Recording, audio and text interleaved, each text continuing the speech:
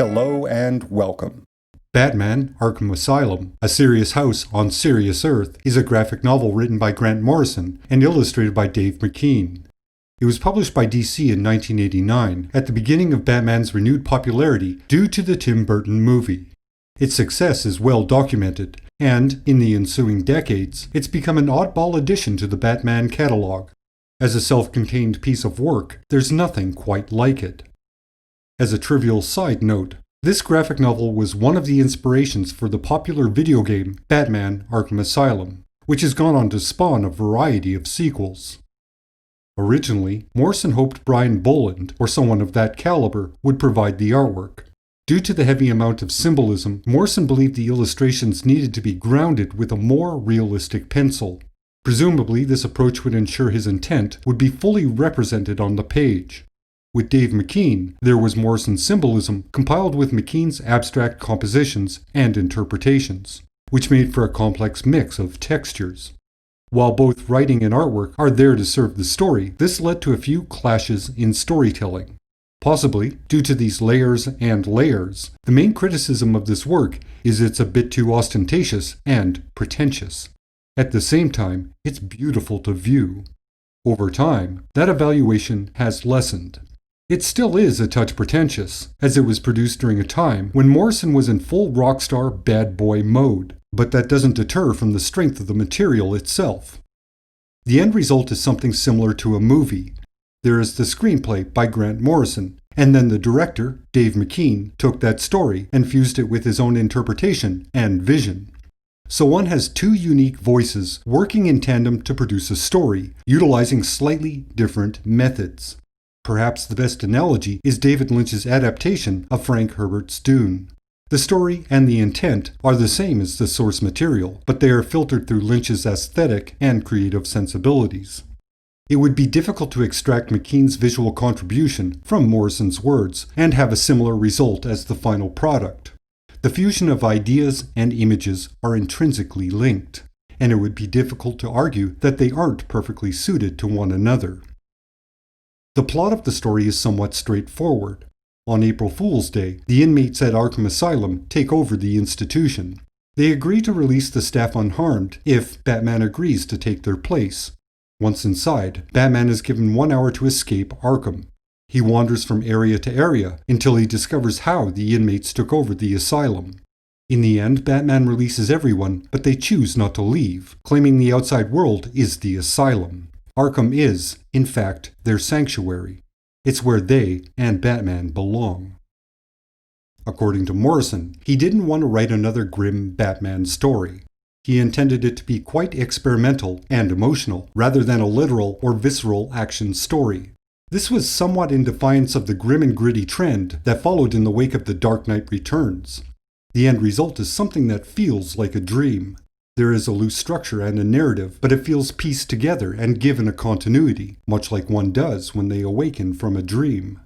Events in the story have a linear flow, but it's not overly organic. This is not a criticism, but an elaboration on the dreamy atmosphere of the material. The transition of Batman wandering from one scene to another is facilitated by the history of Amadeus Arkham. Arkham grows up, deals with the loss of his father, and the suicide of his mentally ill mother. Eventually, he returns to the mansion that was once his home and transforms it into an asylum. Here, he houses and examines the madness of the world. Slowly, Arkham descends into his own madness, finally being confined to the asylum he ostensibly built for himself.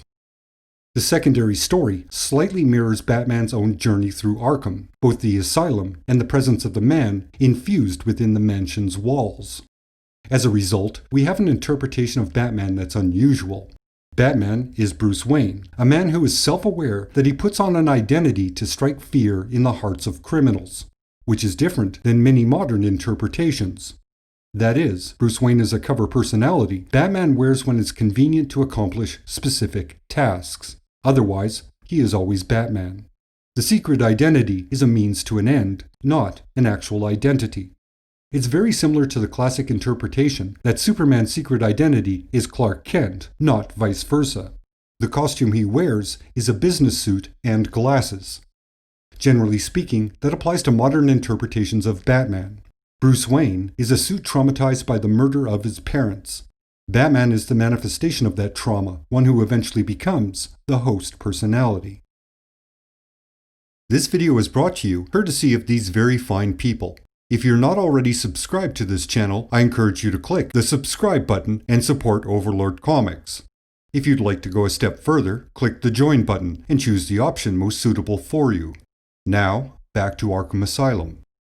Somewhat like The Dark Knight Returns, there is an acceptance that a demon of some variety guides Bruce Wayne.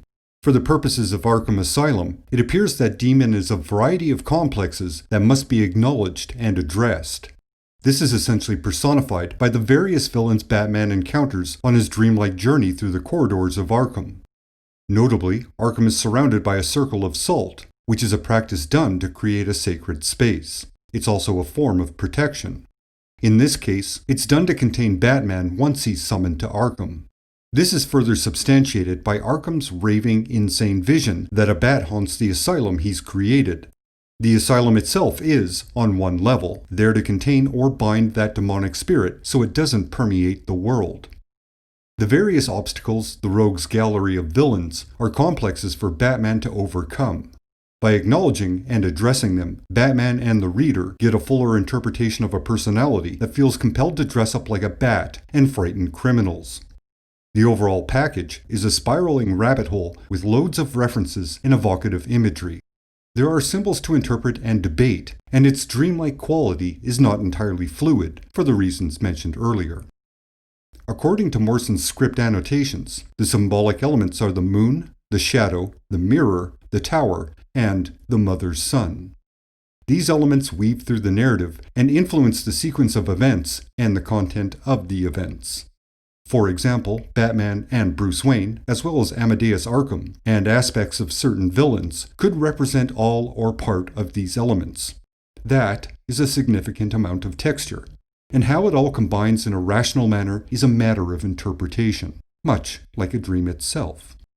Ultimately, this may be its largest flaw. Its narrative intent is not entirely clear, due to it stating too many ideas all at once. The metaphors and allusions are interesting, but not explored with any perceptible depth, and, in some ways, feel conflicting or incompatible.